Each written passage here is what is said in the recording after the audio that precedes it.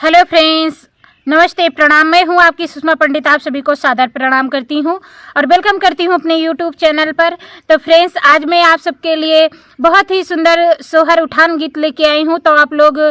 Video को फुल देखिएगा और कमेंट करके ज़रूर बताइएगा गीत कैसा लगा, और ज़्यादा से ज़्यादा शेयर कर दीजिएगा और अपना प्यार आशीर्वाद बनाए रखिएगा।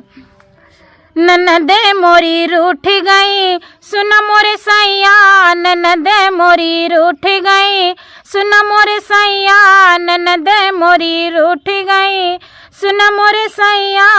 सुन मोरे सैया, हो सुना मोरे राजा, सुन मोरे सैया, हो सुना मोरे राजा, ननदे मोरी रूठ गई, सुन मोरे सैया, ननदे मोरी रूठ गई, सुन मोरे सैया। ननदी तो मांगे सोने कई हरवा,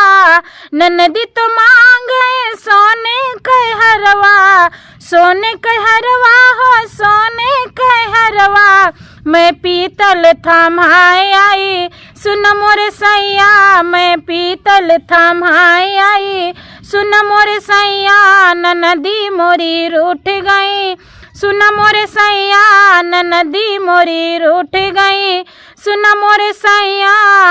सुन मोरे सैया, हो सुना मोरे राजा, सुन मोरे सैया, हो सुना मोरे राजा, ननदी मोरी रूठ गई, सुन मोरे सैया, ननदी मोरी रूठ गई, सुन मोरे सैया।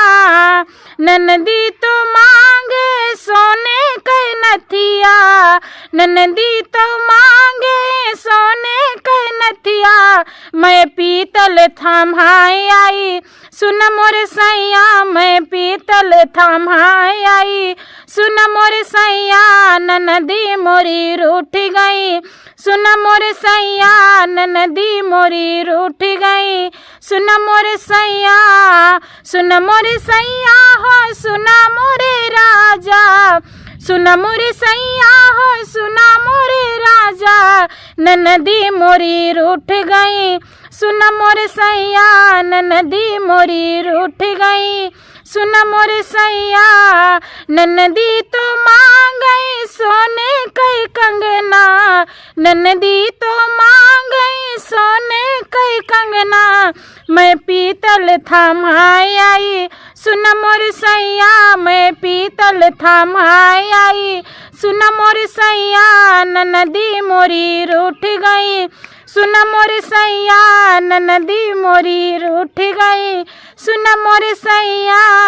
सुन मोरे सैया, हो सुना मोरे राजा, सुन मोरे सैया, हो सुना मोरे राजा, ननदी मोरी रूठ गई, सुन मोरे सैया, ननदी मोरी रूठ गई, सुन मोरे सैया।